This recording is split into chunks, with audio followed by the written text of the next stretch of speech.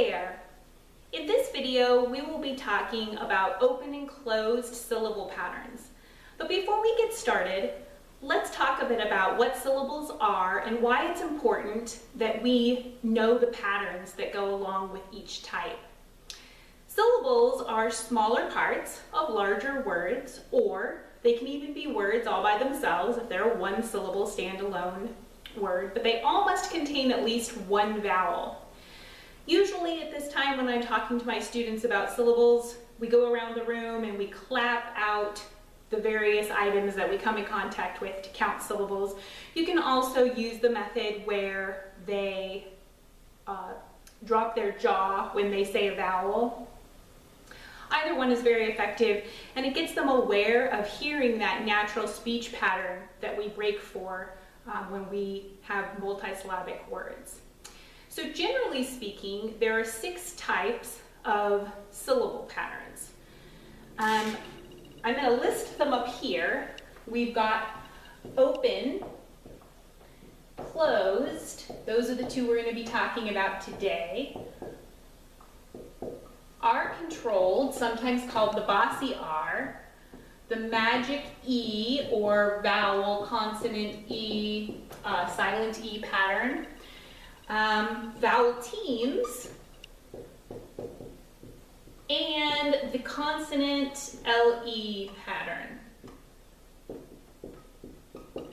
So all of these together help us when we can break them down into individual patterns. We can read larger words correctly, we can pronounce the syllables correctly, and it helps us to spell because you're only focusing on spelling a single syllable and following the rules for that syllable type each time.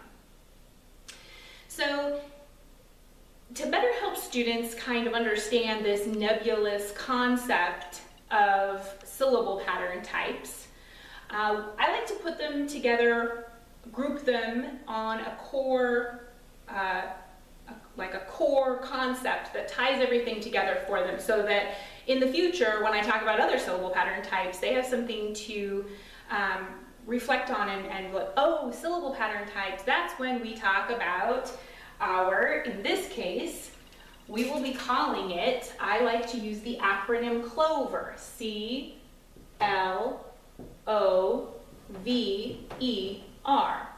So C-L-O-V-E-R, clover, and here is a clover with all of our letters to help us remember which syllable types we're going to be categorizing. And we'll see this again in a minute. We're going to stick it off to the side there. So it's not a requirement to use the clover. Some groups prefer the acronym REVLOC, which you may have heard of too. Whatever you're comfortable with. It is definitely a good idea to have a way for students to keep track of all of them. So let's go back to the 2 types that we're going to be learning about today. We're going to talk about closed and open, and we often tell our students that the vowels can make 2 sounds, a long sound and a short sound, but we rarely are explaining to them when or how this happens, and this is really a critical piece of the language puzzle. When a vowel is enclosed by at least one consonant, it will be making its short sound, and conversely, when a syllable ends with a vowel, it will be making its long sound. So this is a lot of words, and we know kids don't always do great with a lot of wordy explanations, so it's best if we give them a visual, and it's always excellent to juxtapose these 2 types of syllable patterns together since they are kind of opposites of one another. So before getting this started, if your students are not solid with their short vowel sounds, you'll definitely need to build a solid foundation before you can really delve into the syllable patterns. I would definitely recommend a keyword with a visual to go with it so that they have a concrete image to recall the image and then therefore the short sound. These little handy visual aids, I call them my house visuals, and you'll see that they have a house and there's a little door here. When the door is closed, like it is right now, the vowel is forced to say its short sound. So here, set that down, here we have got, hip, hen, met, sob, and an. And an is a recent addition to my stack because I have had a lot of students who began to think that closed syllable words always had 3 letters and open syllables always had 2, and I did not want that to be their takeaway here. All right, so once the door is closed, we have the vowels shouting, or the vowel saying is short sound. But here comes the fun part. When we open the door on our house, the vowel is at the end and is now free to shout his name. And it becomes an open syllable. Open the door, open the syllable. So we would go through the houses again.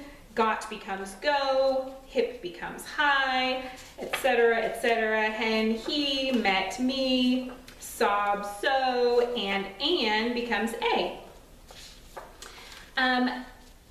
There's another vowel that we don't always teach early kids, beginning language learners.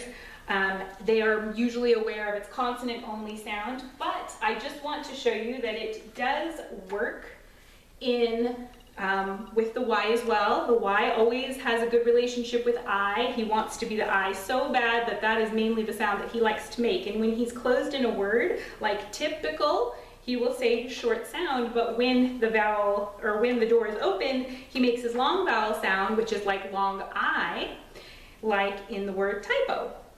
So it works the same with Y, although usually for beginning language students, I don't include the Y because they haven't usually learned it yet, but it does actually still work as far as open and closed. So once they have a firm grasp on the vowel, making both its long and short sound, you will definitely want them to be practicing these 2 sounds.